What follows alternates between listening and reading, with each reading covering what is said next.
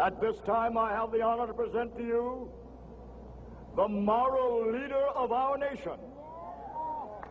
I have the pleasure to present to you Dr. Martin Luther King, Jr.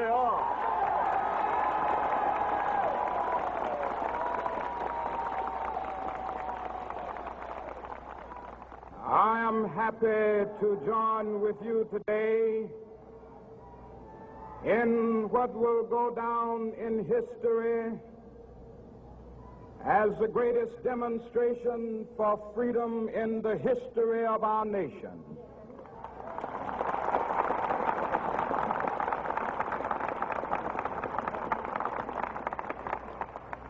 Five score years ago,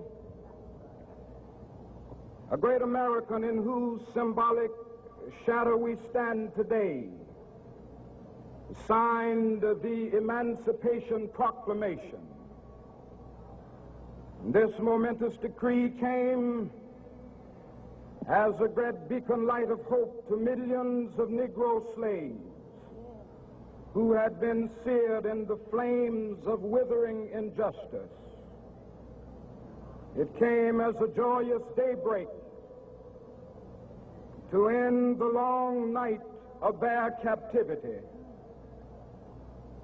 But 100 years later, the Negro still is not free. 100 years later, the life of the Negro is still sadly crippled by the manacles of segregation and the chains of discrimination. 100 years later, the Negro lives on a lonely island of poverty in the midst of a vast ocean of material prosperity. 100 years later, the Negro is still languished in the corners of American society and finds himself in exile in his own land. And so we've come here today to dramatize a shameful condition. In a sense, we've come to our nation's capital to cash a check. When the architects of our republic wrote the magnificent words of the Constitution and the Declaration of Independence, they were signing a promissory note to which every American was to fall heir. This note was a promise that all men, yes, black men as well as white men, would be guaranteed the unalienable rights of life, liberty, and the pursuit of happiness. It is obvious today that America has defaulted on this promissory note insofar as her citizens of color are concerned. Instead of honoring this sacred obligation, America has given the Negro people a bad check, a check which has come back marked insufficient funds.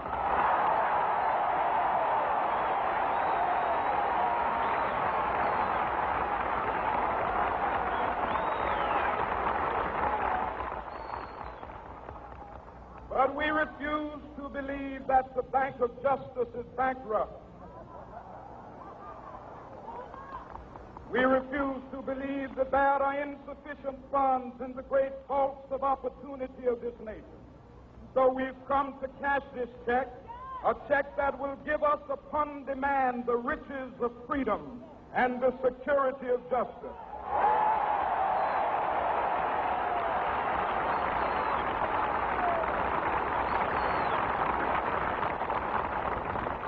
We have also come to this hallowed spot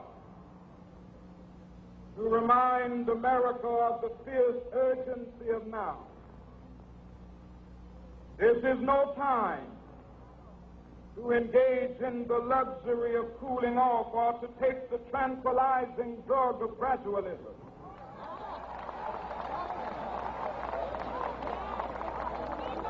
Now is the time to make real the promises of democracy. Now is the time to rise from the dark and desolate valley of segregation to the sunlit path of racial justice. Now is the time to lift our nation from the quicksands of racial injustice to the solid rock of brotherhood. Now is the time to make justice a reality for all of God's children. It would be fatal for the nation to overlook the urgency of the moment. This sweltering summit of the Negro's legitimate discontent will not pass until that is an invigorating autumn of freedom and equality. 1963 is not an end, but a beginning. Those who hope that the Negro needed to blow off steam and will now be content will have a rude awakening if the nation returns to business as usual.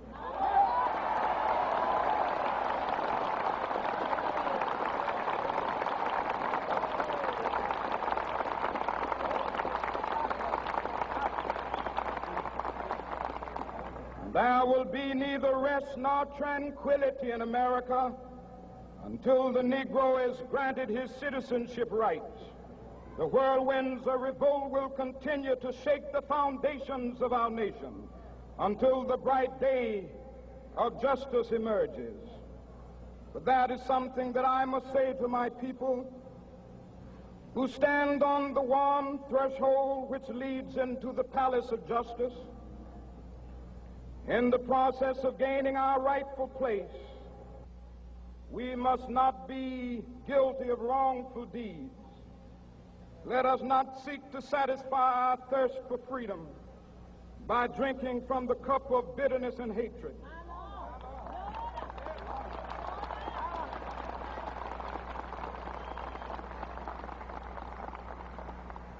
We must forever conduct our struggle on the high plane of dignity and discipline. We must not allow our creative protests to degenerate into physical violence. Again and again, we must rise to the majestic heights of meeting physical force with soul force. The marvelous new militancy which has engulfed the Negro community must not lead us to a distrust of all white people. For many of our white brothers, as evidenced by their presence here today, have come to realize that their destiny is tied up with our destiny.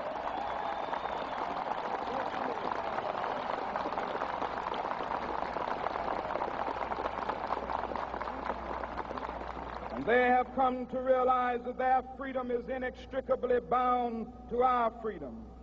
We cannot walk alone. And as we walk, we must make the pledge that we shall always march ahead. We cannot turn back. There are those who are asking the devotees of civil rights, when will you be satisfied? We can never be satisfied as long as the Negro is the victim of the unspeakable horrors of police brutality. We can never be satisfied as long as our body is heavy with the fatigue of travel, cannot gain lodging in the motels of the highways and the hotels of the cities.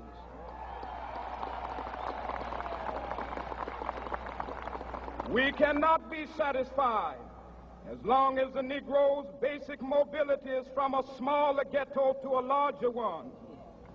We can never be satisfied as long as our children are stripped of their selfhood and robbed of their dignity by signs stating for whites only.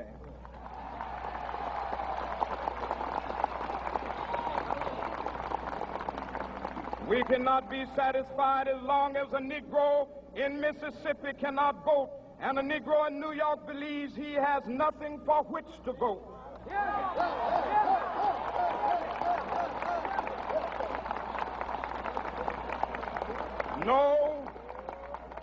No, we are not satisfied, and we will not be satisfied until justice rolls down like waters and righteousness like a mighty stream.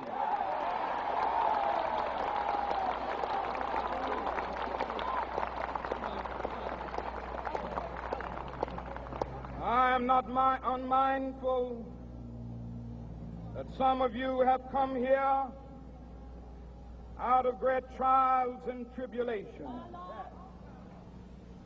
Some of you have come fresh from narrow jail cells. Some of you have come from areas where your quest for freedom left you battered by the storms of persecution and staggered by the winds of police brutality. You have been the veterans of creative suffering. Continue to work with the faith that unearned suffering is redemptive. Go back to Mississippi. Go back to Alabama. Go back to South Carolina. Go back to Georgia. Go back to Louisiana. Go back to the slums and ghettos of our northern cities. Knowing that somehow this situation can and will be changed. Let us not wallow in the valley of despair. I say to you today, my friend,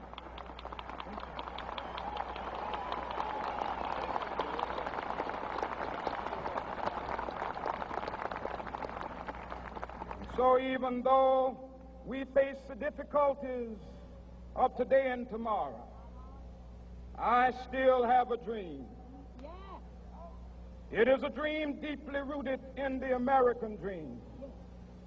I have a dream that one day this nation will rise up and live out the true meaning of its creed. We hold these truths to be self-evident, that all men are created equal.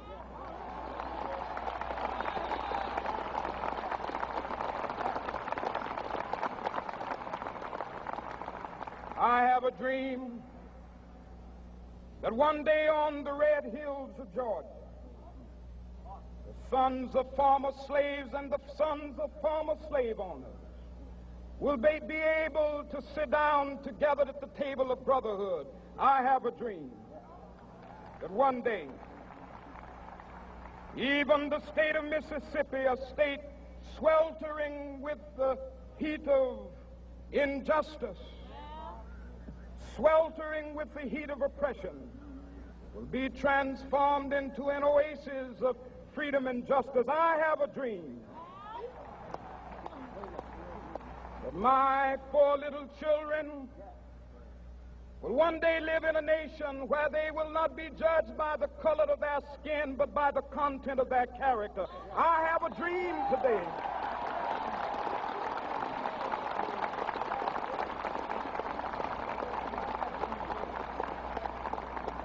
I have a dream that one day down in Alabama, with its vicious racists, with its governor having his lips dripping with the words of interposition and nullification, one day right there in Alabama, little black boys and black girls will be able to join hands with little white boys and white girls as sisters and brothers. I have a dream today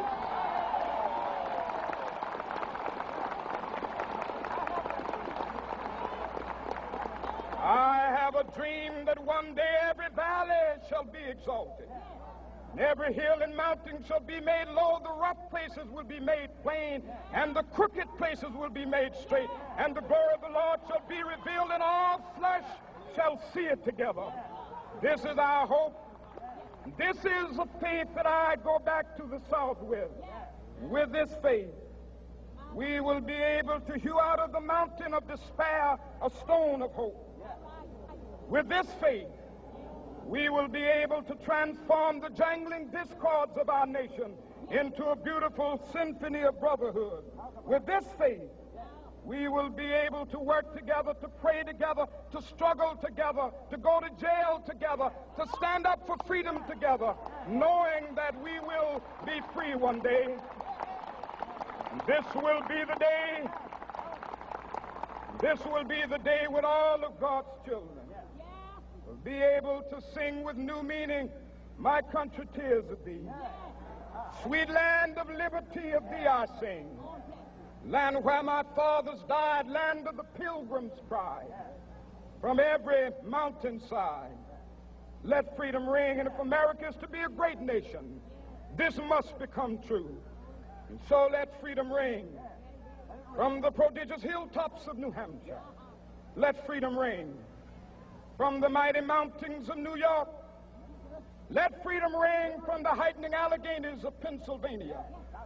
Let freedom ring from the snow-capped Rockies of Colorado. Let freedom ring from the curvaceous slopes of California. But not only that, let freedom ring from Stone Mountain of Georgia. Let freedom ring from Lookout Mountain of Tennessee. Let freedom ring from every hill and molehill of Mississippi, from every mountainside. Let freedom ring, and when this happens,